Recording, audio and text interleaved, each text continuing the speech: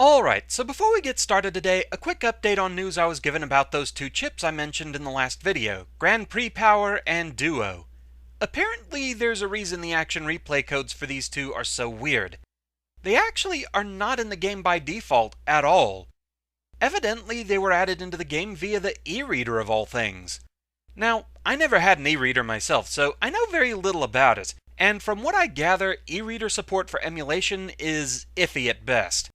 I've been told there are some patched versions, but I'm not sure I really want to go through the process of figuring all that out right at the tail end of this project. So again, it's something that I might revisit later as part of a Revisiting the Past video. Now this does, however, make me wonder about the Virtual Console re-releases of the games. So I'm wondering if anyone knows a couple of things. Apparently on the VC versions, since there's no way to do actual game linking, if you access the COM menu and try to connect, it just automatically gives you anything you'd need to link the game for. So for Battle Network 4, I'd assume it would give you all of the free tournament battle chips, and all the normal SP and DS versions of the alternate game Soul Unison Navi chips. Probably Z-Saber as well, come to think of it. But this does make me wonder two specific things. First, does this make the alternate game Soul Unison Navis appear in your in-game tournaments as though you had linked both games? And second, does it give you the e-reader chips? I'm legitimately curious about that, so if anyone knows, feel free to comment. But for now, on with the show!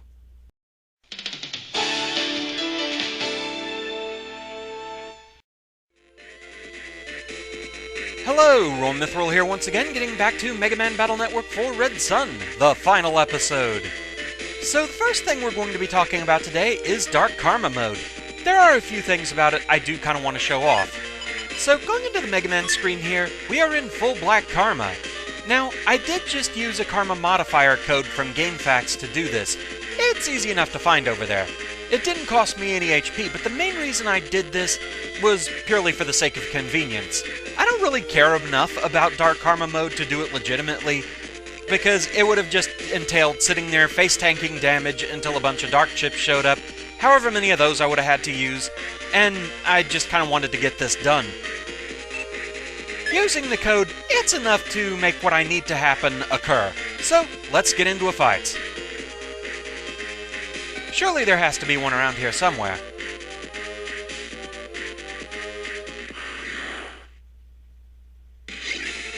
Alright.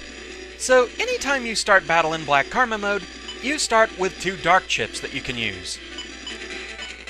Over here, though, we have Thunderman SP. But notice, even when I select him, despite the fact that he's an Elec Element chip, the Unite button does not appear. That's right, Soul Unisons are completely off the table. And so are SP Navi chips. But now here's something that actually surprised me. I did not know about this one. When in Dark Karma mode, you also cannot use Gun Soul. I also tested this one off camera. You cannot use the Pile Driver Advance. Those are completely gone. So there are some other things I have in the folder that I do want to show off. So we're just going to eat through a few chips here. Proof of concept, you can still use most program advances.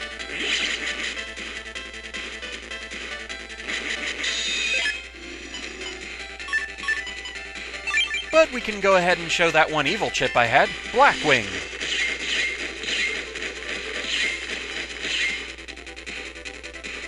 Thanks for putting, like, all of the bats on rows that weren't going to hit anything. So, that was kind of lackluster.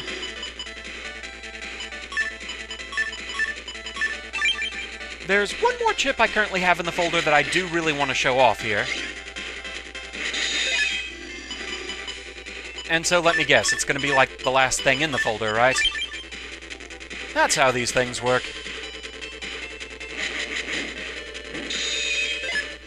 There we go, Black Barrier.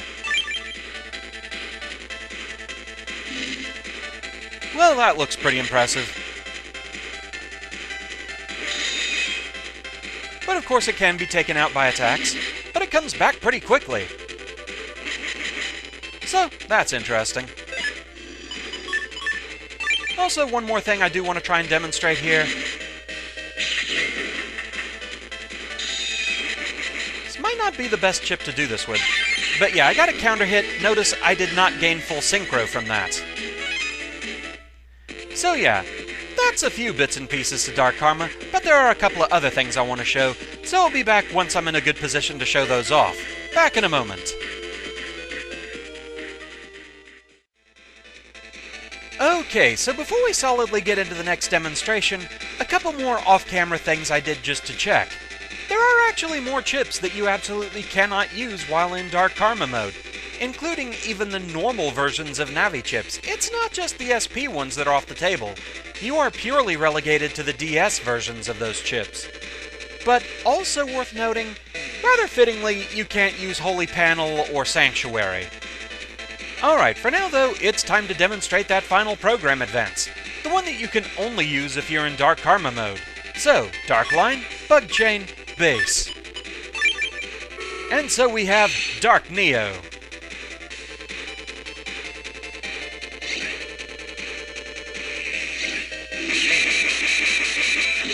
Pretty fancy, and it can't be guarded either.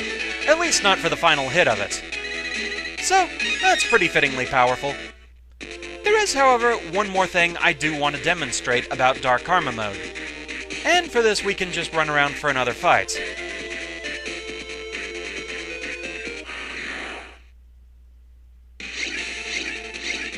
For this one, who needs chips? We're just gonna face tank some damage.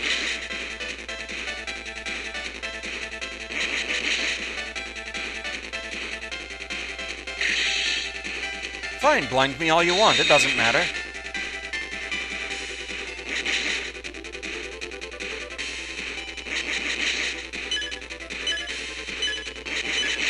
One more should do it. And here we go. Dark Soul takes over. I am not in control at all right now.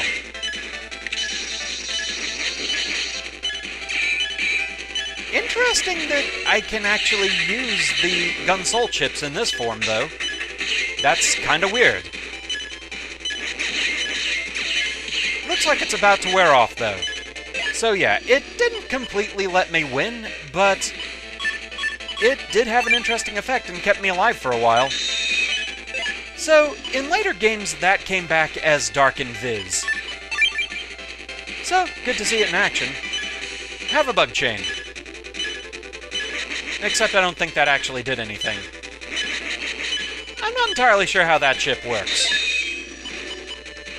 But yeah, pretty much that's all I really wanted to show as far as Dark Karma mode. It's good to see some of the more unique factors of it.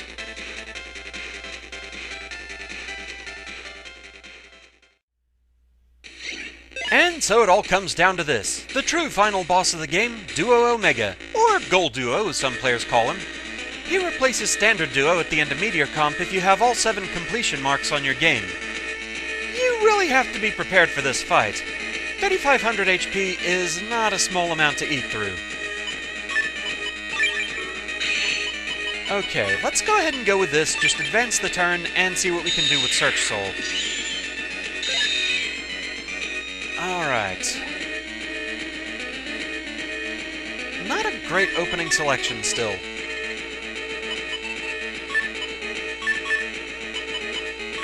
The thing about Gun Soul is, they are good in this fight, but you kind of want to use them separately. You don't want to use them as part of the pile driver advance, because you can't place a mirror behind Duo, so you can't really get the best benefit from it. Alright.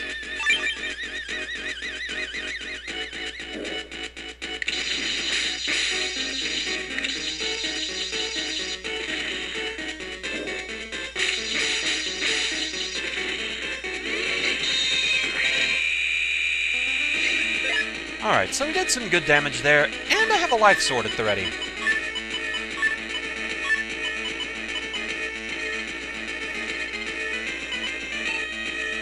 Alright. Let's speed things up, go invis, and then hit him with life sword.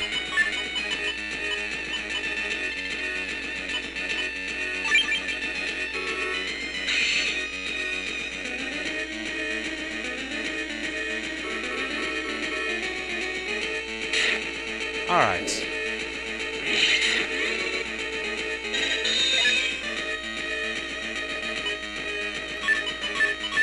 got 2 parts of that. No such luck getting the last part. So I may actually want to go ahead and use this.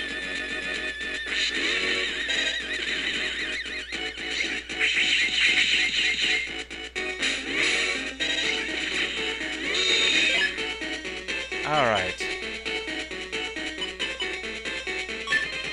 Not the best stealth option, but better than nothing. Kinda want to just go ahead and ditch that gun soul.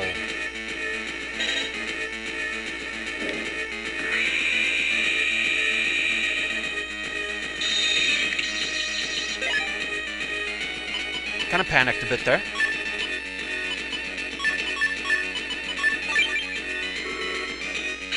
I need to move quickly, he's about to punch me.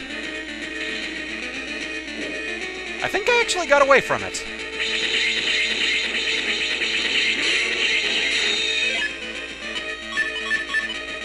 I think we got him.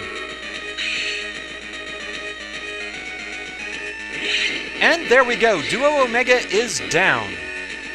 So yeah, that is the final, toughest fight of the game.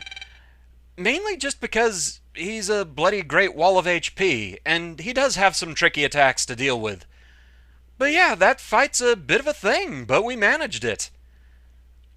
So the thing is, I don't think there are particularly any changes to the end dialogue to reflect the fact that it was a stronger duo that you defeated. So I'm just going to go through the ending here. I'll return if there is anything unique that occurs. I know there is something right at the very tail end, so we'll definitely come back for that.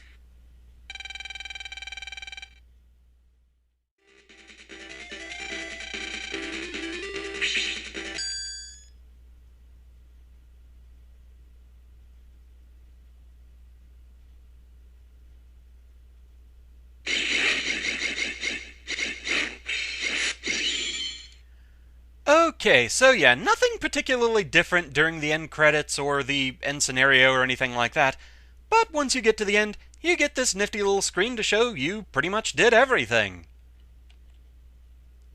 And so with that, we're kicked back to the title screen, and at long last, Megaman Battle Network 4 is complete.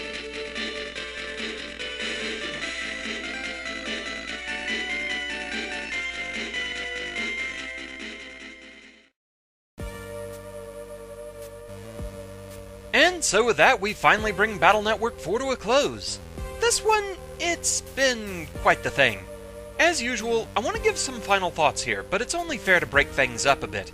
So I want to talk about final thoughts on the project separately from final thoughts on the game. Longtime viewers and followers of this particular Let's Play know that I've been working on it for the better part of a year and a half. I very solidly, however, cannot blame the game for all of that time.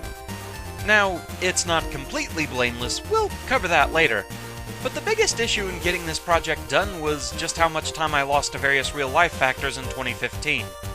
That year, it sucked. Just to summarize, and believe me, this is a watered-down version, there was the lengthy process of transferring old accounts in my aunt's name to other members of the family, including some fan websites she had under a name that her friends from the Lois and Clark fan group wanted to preserve in her memory.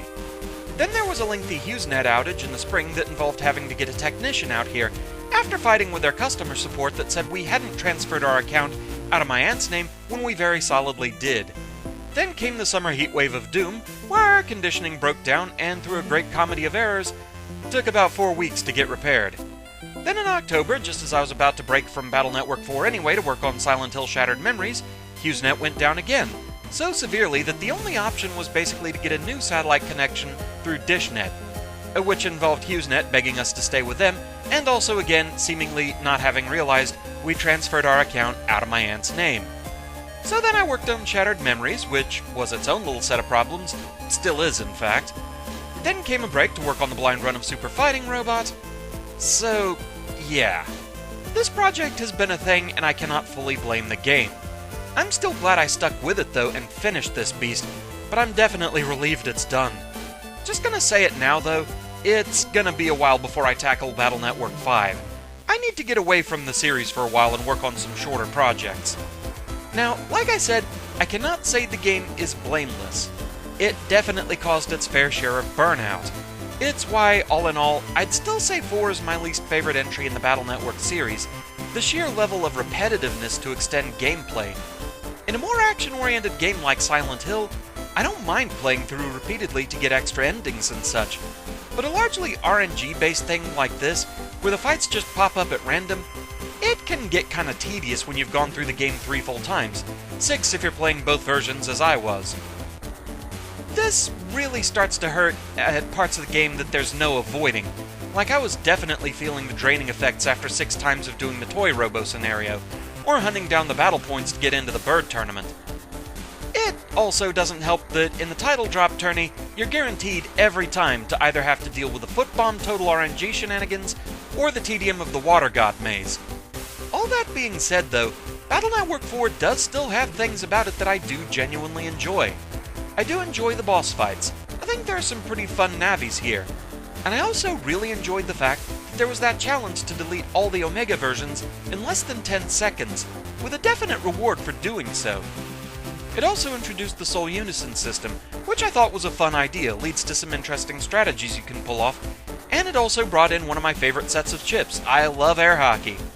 So, all in all, while I can certainly say Battle Network 4 has its flaws, I mean, what game doesn't, there is still a good bit of fun to be had with this game. But it's finally time to move on to something else. Now, before we fully leave the subject of Battle Network, next up on the channel, we'll be doing a quick look at another spin-off game, Rockman EXE 4.5 Real Operation.